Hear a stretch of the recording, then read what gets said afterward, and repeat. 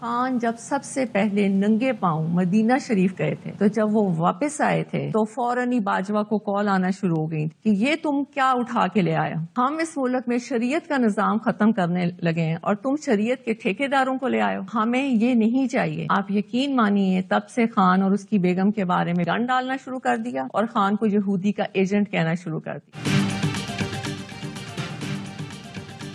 بانی کی حکومت گرانے کا امریکہ پر الزام، بشرا بیوی نے الزام کسی اور پر لگا دیا۔ بانی پیچھے آئے، جب مدینہ ننگے پاؤں گئے اور واپس آئے تو باجوہ کو کالز آنا شروع ہو گئی۔ بشرا بیوی کہتی ہیں باجوہ کو کہا گیا یہ آپ کس شخص کو لے آئے ہیں، ہمیں ایسے لوگ نہیں چاہیے۔ باجوہ کو کہا گیا ہم تو اس ملک میں شریعت ختم کرنے لگے ہیں اور آپ ایسے شخص کو لے آئے، کہا گیا ہمیں ایسے لوگ نہیں چاہیے۔ تب سے ہمارے خلاف گند ڈالنا شروع کر دیا گیا۔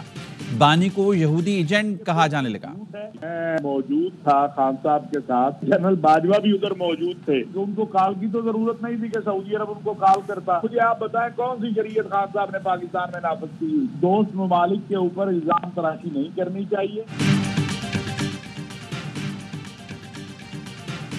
سابق army chief general Qamar Javed Bajwa نے بشرا بیوی کے بیان کی تردید کر دی۔ کہتے ہیں بانی پی ٹی آئی کے سعودی عرب سے واپسی پر کوئی فون کالز نہیں آئیں۔ بشرا بیوی غلط کہہ رہی ہیں، میرے پاس کوئی کالز نہیں آئی تھیں۔ چیئرمین پاکستان علماء کونسل طاہر اشرفی کہتے ہیں بشرا بیوی جھوٹ بول رہی ہیں، سعودی عرب کو جنرل باجوہ کو کالز کرنے کی ضرورت نہیں تھی، وہ وہیں موجود تھے۔ بشرا بیوی کے بیانات سعودی عرب کے خلاف مہم کا حصہ ہیں۔ بانی نے سعودی عرب سے تعلقات تباہ کر دیے تھے، جنرل باجوہ اور فوج نے جا کر تعلقات بحال کروائے۔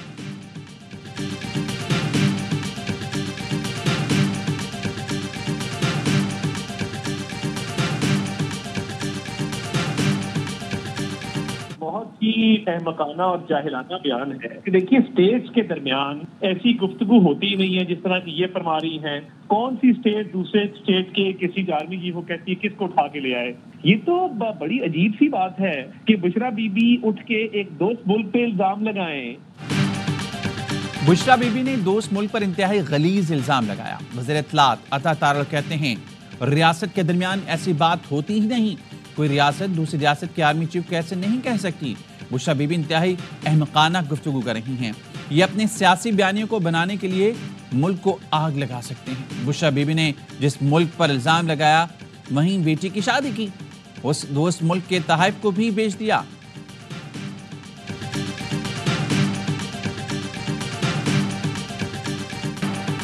اسلام آباد ہائی کورٹ کا انتظامیہ کو احتجاج کی اجازت نہ دینے کا حکم۔ چیف جسٹس اسلام آباد ہائی کورٹ نے وزیر داخلہ کو پی ٹی آئی سے مذاکرات کی ہدایت کر دی۔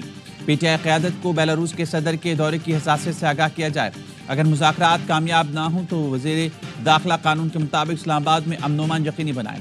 پی ٹی آئی کے احتجاج کے خلاف تعزیوں کی درخواست پر اسلام آباد ہائی کورٹ کا فیصلہ، انتظامیہ مروجہ قانون کے خلاف دھرنا، ریلی یا احتجاج کی اجازت نہ دے، یقینی بنایا جائے عام شہریوں کی کاروبار زندگی میں کوئی رکھنا نہ پڑے۔ دوران سماعت چیف جسٹس عامر فاروق نے ریمارکس دیے، کنٹینر لگانا اور انٹرنیٹ بند کرنا حل نہیں۔ طلبی پر وزیر داخلہ محسن نقوی عدالت میں پیش ہوئے۔ چیف جسٹس نے کہا کیا یہ نہیں ہو سکتا کہ آپ پی ٹی آئی کو انگیج کر لیں؟ وزیر داخلہ نے عدالت کو بتایا کہ وہ احتجاج سے نہیں روکتے لیکن اپنے علاقوں میں کریں۔ گرم میں 38 لوگ شہید ہو گئے، ادھر فوکس کریں، یا ادھر بیلاروس کے صدر پاکستان آ رہے ہیں، پورا وفد آ رہا ہے، یہ صورتحال ہوگی تو ہمارے ملک کا برا تاثر جائے گا۔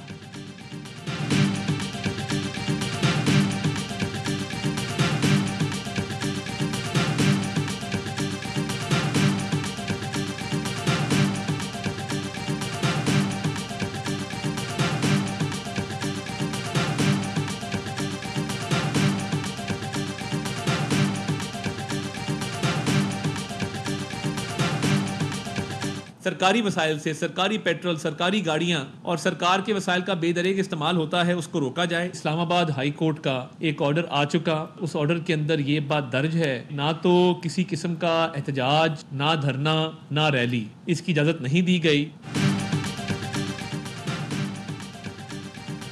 ہائی کورٹ کا حکم آ چکا، کسی قسم کے احتجاج کی اجازت نہیں ہوگی۔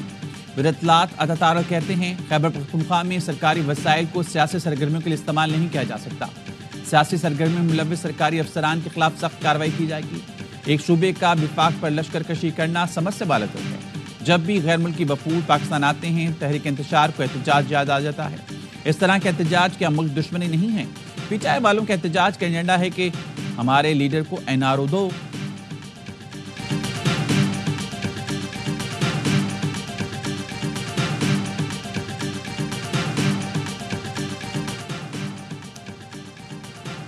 سرکاری وسائل کے غلط استعمال کے خلاف مزاحمت کریں۔ چیف سیکرٹری خیبر پختونخوا کا تمام کمشنرز، ڈپٹی کمشنرز، سیکرٹریز اور پولیس افسران کو مراسلہ۔ ضابطۂ اخلاق پر عمل درآمد، سیاسی جانبداری پر پابندی کی ہدایات۔ سیاسی قیادت کے احکامات صرف آئین اور قانون کے مطابق مانے جائیں۔ اہلکار سرکاری وسائل، اثاثوں یا اختیارات کے غلط استعمال، دباؤ یا لالچ کی مزاحمت کریں۔ سب کو کسی بھی سیاسی جماعت یا سرگرمی کو براہ راست یا بلا واسطہ مدد دینے سے گریز کرنا چاہیے۔ خلاف ورزی کرنے والے اہلکاروں سے سختی سے قانون کے مطابق نمٹا جائے گا۔ وزارت داخلہ نے چیف سیکرٹری کو خط لکھ کر کہا تھا، یقینی بنائیں 24 نومبر کو احتجاج کے لیے سرکاری مشینری استعمال نہ ہو، سرکاری ملازمین یا پیسہ بھی استعمال نہیں ہونا چاہیے۔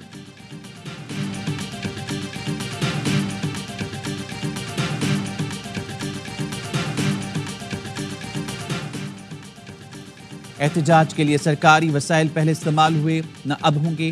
مشیر اطلاعات بیرسٹر سیف کہتے ہیں، سیکیورٹی اہلکار MNAs MPs کے ساتھ ہوتے ہیں۔ ہم نے تو کبھی کسی اہلکار کو نہیں کہا کہ کسی اہلکار کو پتھر ماریں۔ احتجاج کے لیے تیاریاں آخر مراحل میں ہیں، عوام کو موبلائز کر رہے ہیں۔ وزراء 24 نومبر کو خود احتجاج کی قیادت کریں گے۔ حکومت بانی PTI کو رہا اور مذاکرات کے لیے واضح اعلان کرے۔ ہم احتجاج مؤخر کرنے پر غور کریں گے، ورنہ یہ 24 نومبر والا دھرنا 2014 کے دھرنے سے بڑا ہوگا۔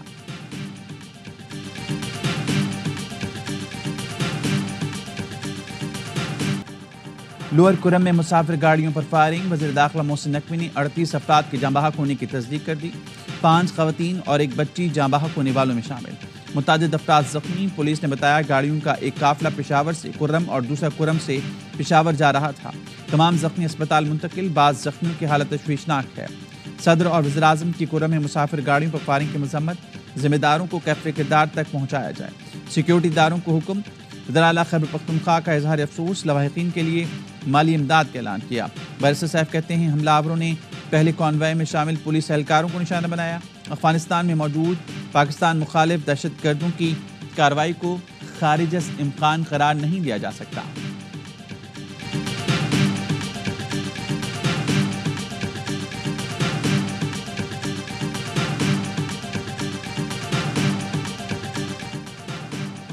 وزیر داخلہ محسن نقوی کا وزیر اعلیٰ KP کو ٹیلی فون، خیبر پختونخوا میں سیکیورٹی صورتحال اور دہشت گرد حملوں پر تشویش کا اظہار۔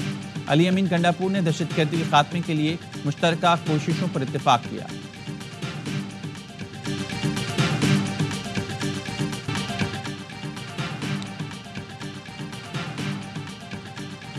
وزیر داخلہ کی PTI سے مذاکرات کی تردید، بانی PTI کو مذاکرات کی خواہش ہے تو کھل کر بتائیں۔ ایک طرف دھرنے اور دھمکیاں، دوسری طرف مذاکرات کے بعد ایسا نہیں ہو سکتا۔ محسن نقوی کہتے ہیں، بانی PTI کو رہا کرانا ہے تو عدالتوں سے بات کریں، ان پر مقدمات ہیں، رہائی کا اختیار میرے پاس نہیں۔ اپنے صوبے میں احتجاج کریں، اسلام آباد میں اجازت نہیں دی جائے گی۔ PTI کے احتجاج میں افغان شہری کیوں شامل ہوتے ہیں؟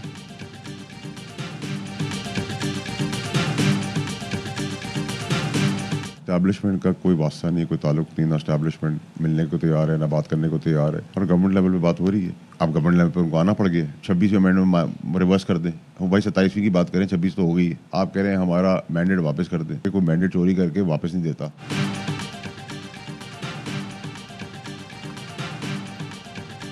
PTI کے اسٹیبلشمنٹ سے مذاکرات نہیں ہو رہے۔ PTI اس وقت حکومت سے مذاکرات کر رہی ہے، ان مذاکرات سے کچھ نہیں ملے گا۔ 26ویں آئینی ترمیم اور مینڈیٹ کی واپسی کے مطالبات قابل عمل نہیں۔ سینیٹر فیصل بابڑا کہتے ہیں، بانی PTI کو پہلے کچھ ملا، نہ اب ملے گا۔ PTI کے لوگ بانی کے ساتھ بے ایمانی کر رہے ہیں۔ بانی کو رہائی کے لیے معاملات اپنے ہاتھ میں لینا ہوں گے۔ بانی PTI کو ایک قدم پیچھے ہٹنا پڑے گا۔ بردباری کا مظاہرہ کر کے چیزیں ٹیبل پر رکھیں۔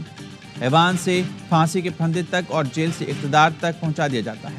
فیض حمید کا ٹرائل مکمل ہونے والا ہے، کورٹ مارشل اور سزا جلد ہوگی۔ اگر کوئی سویلین ملوث نکلا تو اس کا بھی ملٹری ٹرائل ہوگا۔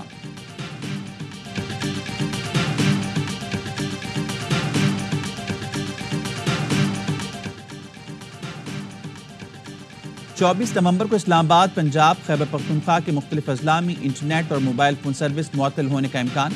ذرائع کا کہنا ہے 22 نومبر سے موبائل انٹرنیٹ سروس پر فائر وال ایکٹیو کر دی جائے گی، جس کے باعث انٹرنیٹ سلو اور سوشل میڈیا ایپس متاثر ہوں گی۔ پی ٹی آئی کے خلاف کریک ڈاؤن کا فیصلہ، گرفتاریوں کے لیے ٹیمیں تشکیل، اسلام آباد پولیس کا 26 نمبر چنگی کے اطراف گرینڈ آپریشن کا فیصلہ، تمام تھانوں کو ایس ایچ اوز اور نفری کے حملہ طلب، پی ٹی آئی کارکنان اور غیر قانونی مقیم افغان باشندوں کے خلاف آپریشن کیا جائے گا، راولپنڈی، اٹک اور جہلم میں رینجرز طلب۔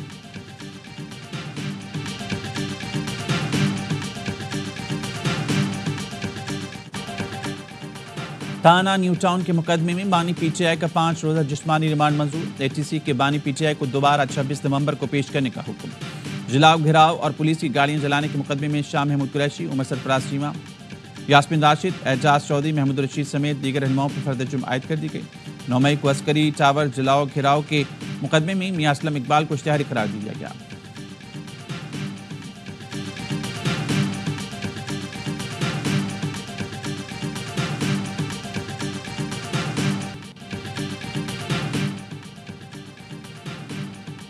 Chairman joint chief of staff committee کا دفاعی نمائش کا دورہ، شریک ممالک کے وزراء، عسکری حکام اور دیگر عہدیداروں سے ملاقاتیں کی۔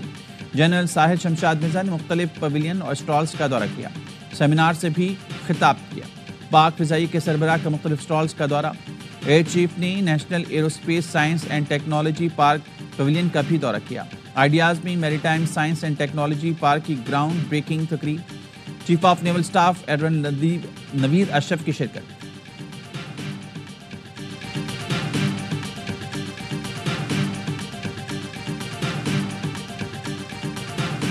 آئیڈیاز 2024 میں جدید ہتھیار، heavy machine guns, sniper rifle کی نمائش، پاکستان کے تیار کردہ جدید ترین بغیر پائلٹ کے ڈرون شائپر 3 میں مندوبین کی خصوصی دلچسپی۔ شائپر 3 اعلیٰ درجے کی دفاعی صلاحیتوں کا حامل ہے، 35,000 فٹ بلندی پر 24 گھنٹے سے زائد پرواز کر سکتا ہے۔ ڈی جی ایم پی نے ڈرون کو فضا میں غیر فعال کرنے کا نظام بھی متعارف کرا دیا۔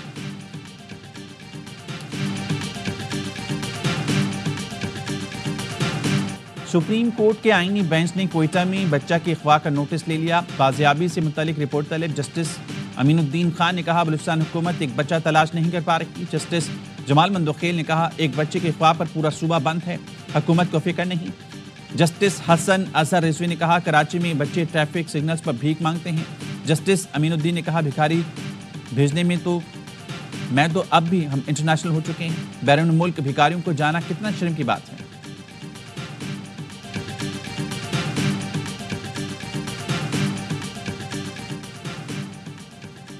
کراچی میں نیٹی جیٹی پل پر ٹریلر کی زد میں آ کر موٹر سائیکل سوار 2 افراد جاں بحق، 2 زخمی۔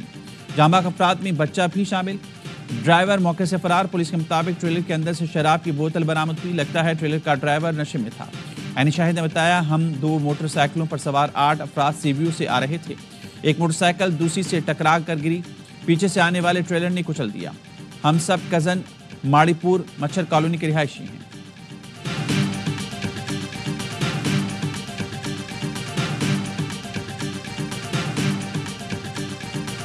چیئرمین پیپلز پارٹی بلاول بھٹو کا دریائے سندھ سے مزید کینالز نکالنے پر تحفظات کے ساتھ وفاقی حکومت سے منصوبے پر نظرثانی کا مطالبہ، کہا سندھ بلوچستان کے تحفظات نہ سنے گئے تو منصوبہ متنازع ہو جائے گا۔ رائے مسلط کرنے سے سیاسی عدم استحکام پیدا ہوگا جس کا معیشت پر منفی اثر پڑے گا۔ متنازع منصوبے شروع کرنے کے بجائے تمام اسٹیک ہولڈرز کو اعتماد میں لیا جائے، ایسے منصوبے نہ بنائے جائیں جو کالا باغ ڈیم کی طرح متنازع ہوں۔ وزراء سندھ کا وفاقی حکومت سے سی سی آئی کا اجلاس بلانے کا مطالبہ، کہتے ہیں آئین کے آرٹیکل 154 کے تحت ہر 90 دن کے اندر اجلاس بلانا ضروری ہے۔ 9 ماہ مکمل ہونے والے ہیں مگر سی سی آئی کا اجلاس نہیں بلایا گیا۔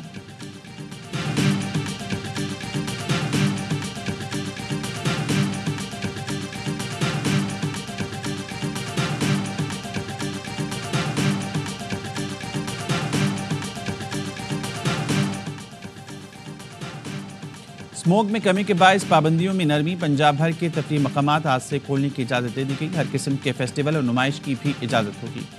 لاہور، ملتان، فیصل آباد، گوجرانوالہ میں مارکیٹس رات 8 بجے تک کھلی رہیں گی۔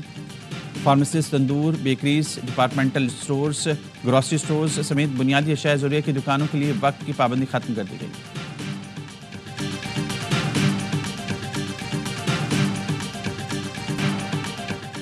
غزہ میں جنگی جرائم، عالمی عدالت نے اسرائیلی وزیراعظم نیتن یاہو اور سابق وزیر دفاع کے وارنٹ گرفتاری جاری کر دیے۔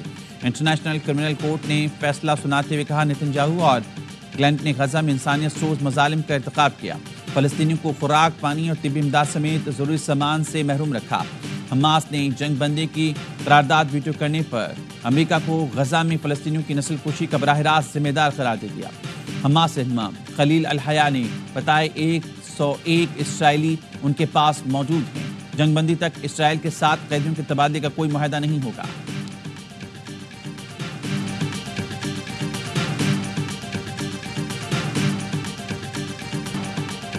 آئی سی سی چیمپئنز ٹرافی پر ڈیڈ لاک برقرار، شیڈیول کا اعلان اب تک نہ ہو سکا۔ آئی سی سی کے ہیڈ آفس دبئی میں خاموشی چھائی ہوئی ہے۔